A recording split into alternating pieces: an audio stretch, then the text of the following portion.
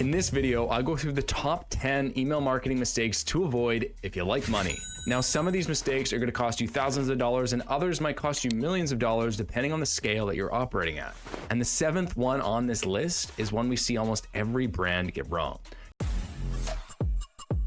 So number one, not using authentication best practices.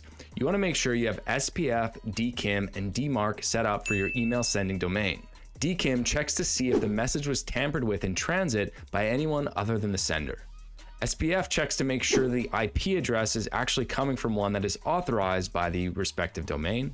And DMARC tells the receiving server where to place that email based off of the DKIM and SPF records. Number two, trying to sell in the subject line. The goal of the subject line is to get people to open the email, not for them to purchase. So many brands make the mistake of trying to sell every feature or benefit in the subject line, or even trying to get too much of a promotion or too much about a promotion in the subject line as well. The reason that this doesn't work is because your goal of the subject line is to get people into the email, to spark curiosity, and to get people interested enough in what your subject line has to say to actually get them to click into the email. We found that short, concise, curiosity and thought-provoking subject lines work the best here. Number three, too much content in your email. Similar to number two here, your goal is not to sell people in the email. It's to get people interested enough to click out and go and either learn more or purchase your product on your website. So many brands make the mistake of trying to cram every little last bit of information into their email versus trying to keep things concise. There's no problem with having some white space in your email, and in fact,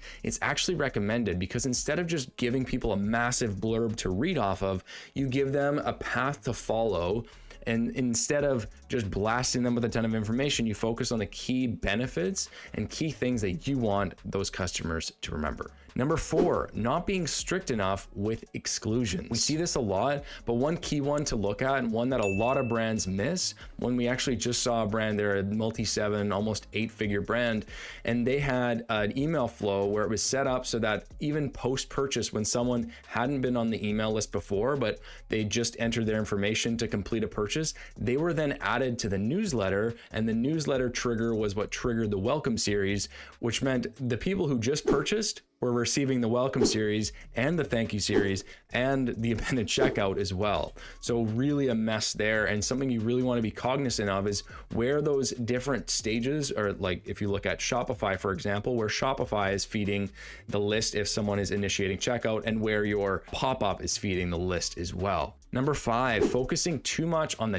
tiny little design things. At the end of the day, you want your email to look good, you want it to be on brand, and you want it to be a good representation of you as a brand. There's an 80-20 to this though. It doesn't make sense to focus on the tiny little minutia that no one else other than yourself is going to notice. People are busy, they've got a lot on their plates, and at the end of the day, they're not gonna care if some little thing isn't in the exact right position. Number six is using only images. Now, if you look at a lot of the big brands, you're gonna see a lot of them are using only images. This doesn't mean it's best practice though. If you look at Klaviyo documentation or Gmail documentation, what they recommend is having a mix of 60-40, 70-30 image to text ratio. The reason for this is because often if you look at ESPs, if you look at Gmail or Yahoo or any of these ESPs, one of the big things that they flag, and one of the reasons that they'll flag only images, is because spammers tend to put their spam content in images as opposed to in text. So keep that in mind and make sure you're using some text within your emails as well. If you're having deliverability issues, this can be a great thing to look at. Number seven, and this is a biggie,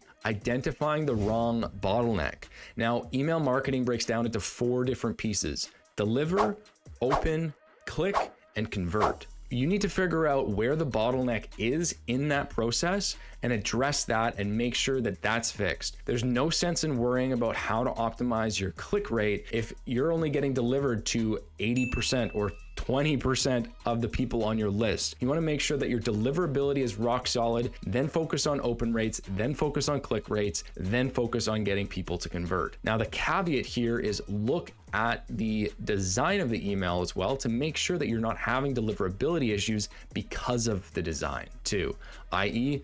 number 6, using all images. Number 8 is no content variation. If you just keep batching and blasting the same thing to every single person on your list and you send the same thing every time, people are gonna get sick of it and they're not gonna care. Number 9, only sending sale content to people. While a lot of people are gonna be interested in the sale content and the product related content, it's a big missed opportunity to not focus on value driven content or content that is outside of just promoting your own product. And number 10, one of the biggest ones here is batching and blasting your list. If you're not segmenting, if you're sending to every single person on your list, if every campaign you send out has newsletter all or your master list, that's a red flag. The reason for that is because not everyone on your list is going to care about every single email you send. It's really important to look at really who is this going to be relevant to? Why should they care? How recently did they engage? And the core kind of things that we look at here is 6 different pieces. We look at RFV, which is recency. How recently did they